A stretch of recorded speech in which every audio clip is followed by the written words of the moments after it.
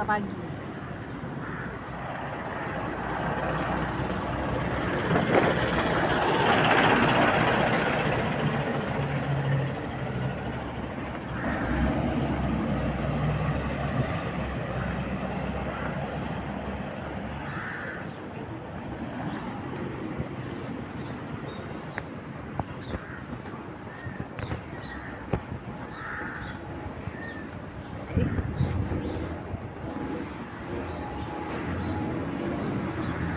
Kereta belakang.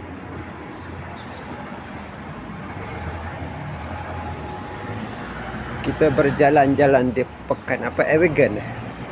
Evian. Evian di Switzerland. Oh, ada pasar pagi ni.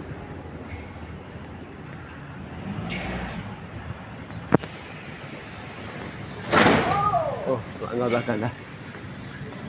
Situ dah langgar belakang dah. Terlopong mulut dia. Expression mulut dia. Dia mula silai ke tengok kita. Ya dah kot. Sebab tu terlalu. Tengok apa. Apa ni dia? Ah, pusing ambil video. Ambil pusing abang. Video jangan cakap apa-apa. Okey. Kita berada di Evian. Pekan Evian. Tasik Evian. And then kita nak pergi ke mana sekejap lagi? Entah mana. Okey. Entah. So ni ke mana? Kita menginap di Hotel Continental.